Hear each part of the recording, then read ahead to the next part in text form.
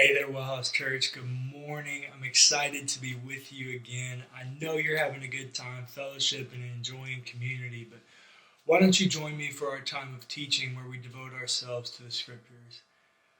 You know, I have been married for 7 years today. Today, as you were watching this on Sunday, June 6th, is my 7-year wedding anniversary. And in those 7 years of marriage, we now have a 4-year-old daughter. She will turn 5 in October. And I want nothing more in this life than for those two women and every woman that is close to me to succeed in anything and everything she sets her mind to. In the words of Dave Chappelle, we all have mothers and sisters and aunts and cousins and daughters that we want to see thrive. And that's why we're doing this series, because it's easy to look at a couple of places in the text that suppress women. But it's also very easy to look at a couple of places where women thrive, where women show up in a way that's amazing, just like we saw with Deborah. And today, like we're going to see with Priscilla, sometimes, even in Scripture, women take the spotlight, as they should. As they should. So Paul, in his journey, his missionary journeys, he meets these two people, this couple named Priscilla and Aquila.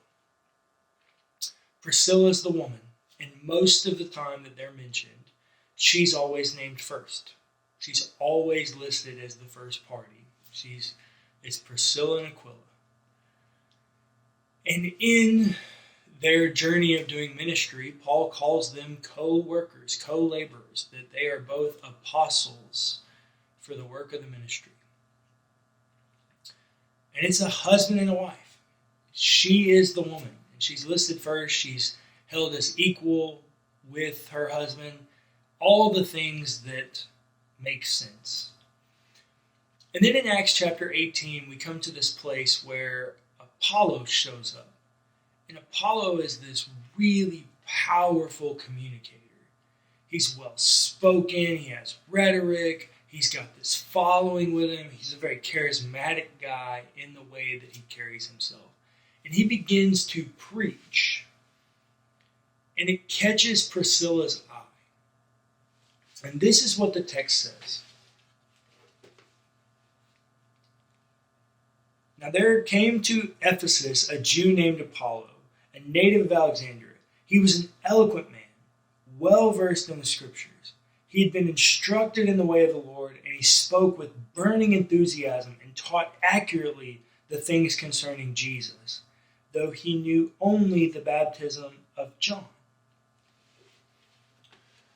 So this guy shows up, and Priscilla and Aquila are there, and Apollo shows up, and he starts preaching and teaching, and they kind of cross paths, and Priscilla kind of looks at it and goes, hey, you got it, but you're missing a piece here. You don't have the whole story about the way of the Lord. There's something else that you're missing. So this is what the text says. I want you to see this.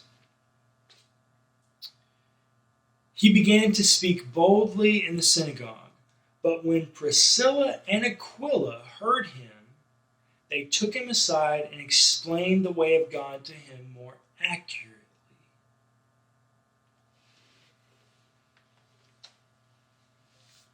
Priscilla and Aquila are mentioned 6 times in the New Testament. Of those 6 times, twice, Aquila is listed first, but only twice. And in all of the ministry contexts, Priscilla is always listed first.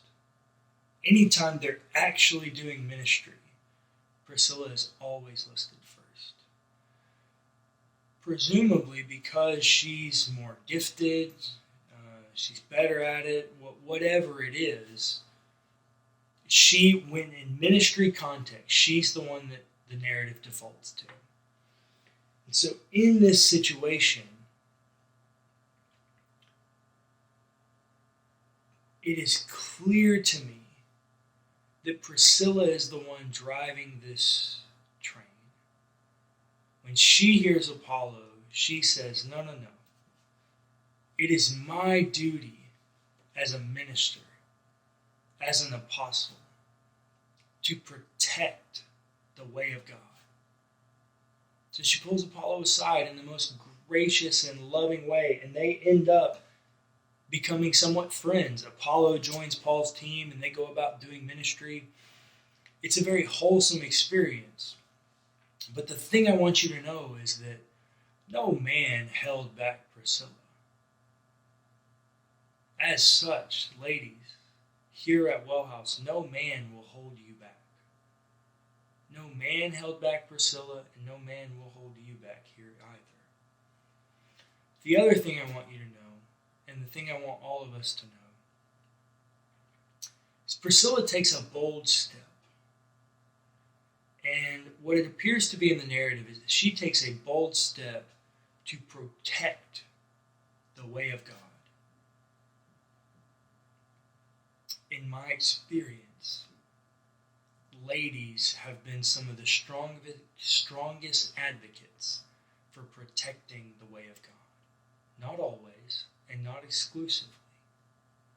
But if there's one thing I've learned from women of faith, it's that by and large, they set out to protect the way of God. Their house will protect the way of God. We could all learn from Priscilla and other ladies like her that it is our duty, our responsibility to protect the way of God.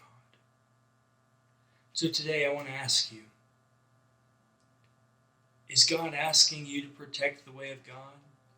Or is God asking you to more fully participate in the way of God?